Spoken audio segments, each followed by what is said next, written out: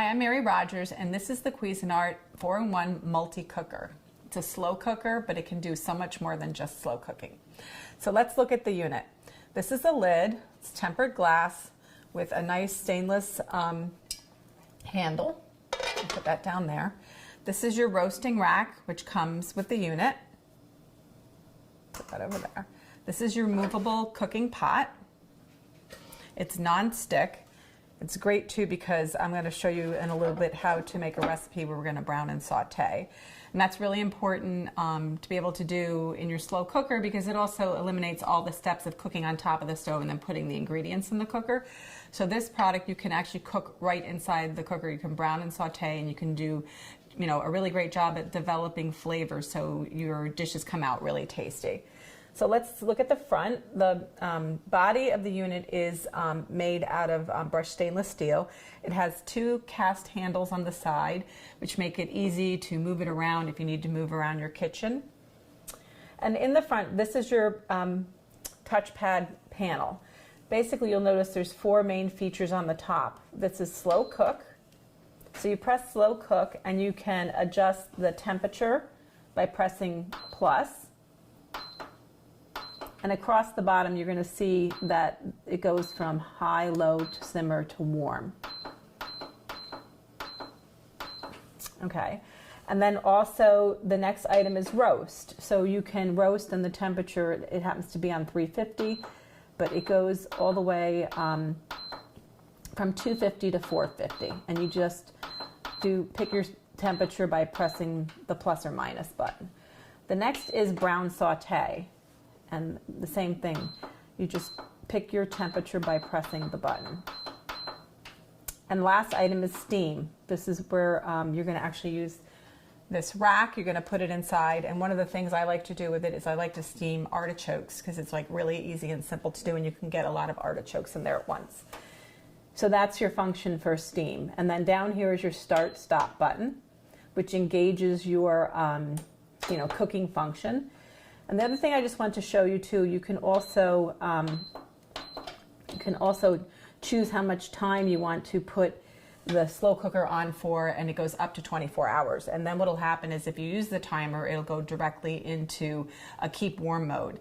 So for instance, if you cook your food and it needs to be cooked for like 6 hours and you're away for the day working, it'll go to keep warm. So whenever you get home, it's ready for you and you can have a family meal with very little effort. So those are the main features and functions of the product. What I'm going to do now is I'm going to put it on brown saute, and I believe 400. I'm going to hit start. And what I'm going to do is I'm going to start preparing the ingredients for the lemon rosemary chicken that I'm going to show you how to make today. It's really simple and easy, and I like it because it's very flavorful also. So the first thing we're going to do is we're going to take our flour. We're just going to put it in this larger bowl here. We're going to put all of our pepper and about half of our salt to season the flour. And then what I'm going to do is I'm just going to mix this up with my tongs to incorporate all the seasoning. And then what I'm going to do, I'm going to start dredging the chicken. Sorry. And you just do that. These happen to be thighs. I like to use thighs because they're nice and flavorful. They are also more inexpensive than some other cuts.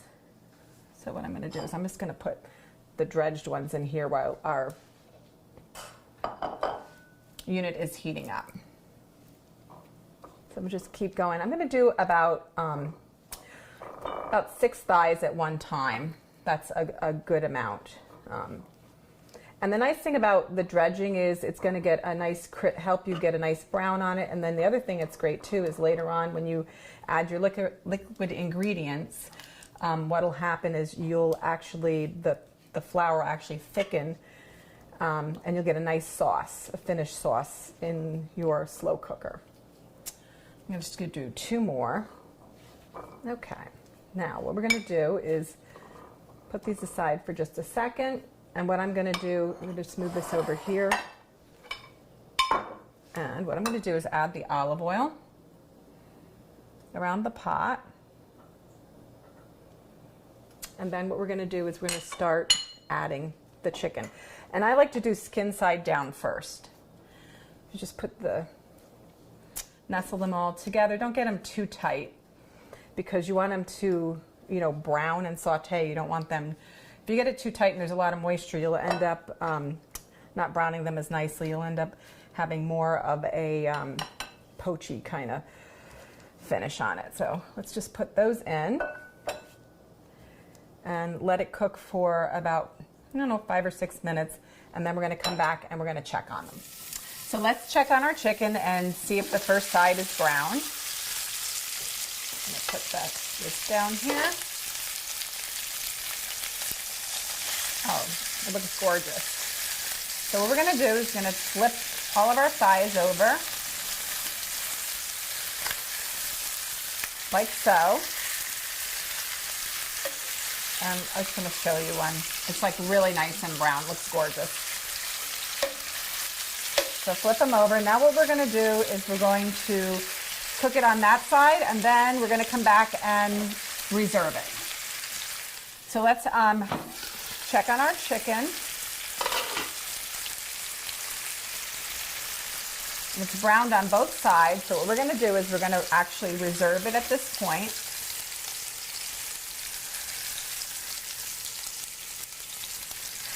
And what we're going to do is we're going to go to the next step in our recipe, which is really simple and easy. And that is we're going to add all of the onions. This is going to add a great flavor to your chicken recipe, and the garlic. And then what we're going to do is we're going to saute this. I'm going to turn the temperature down to, I believe, 325.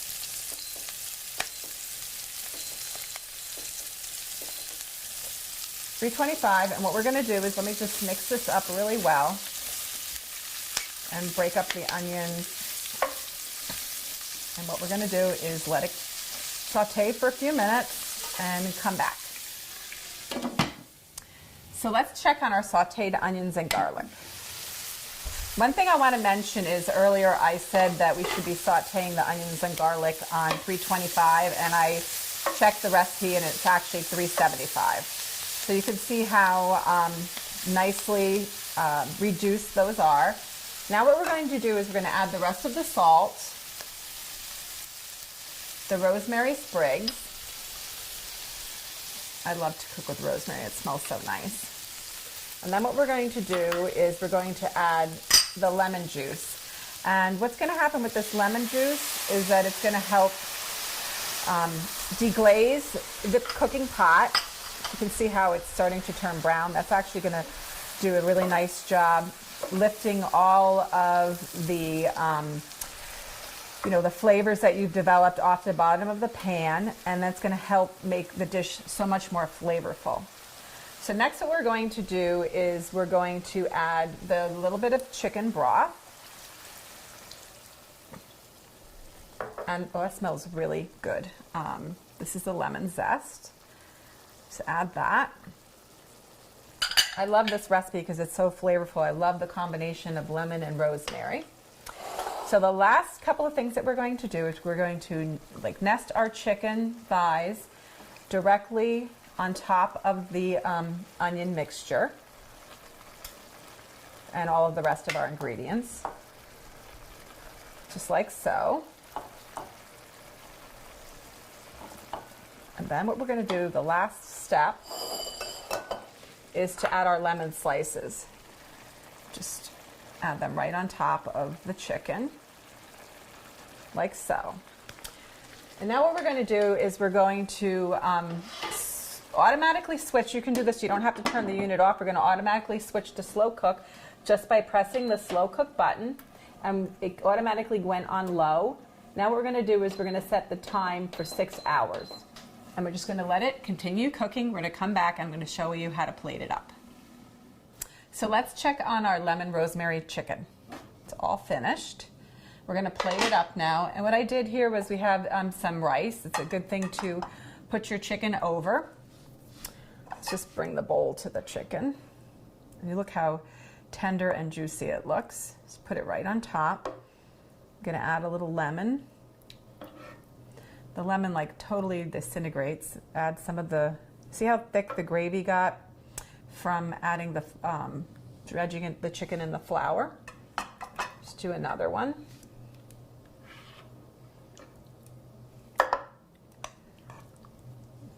Make sure you get some of the onions and the gravy. Now what we're going to do is going to finish it off with a few little sprigs of rosemary on the top, so you know what's in it.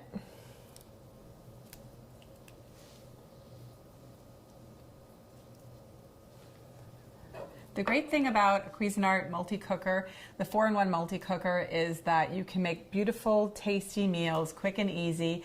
While you're away from the home, it's cooking, you come back and you have a beautiful meal for you and your family.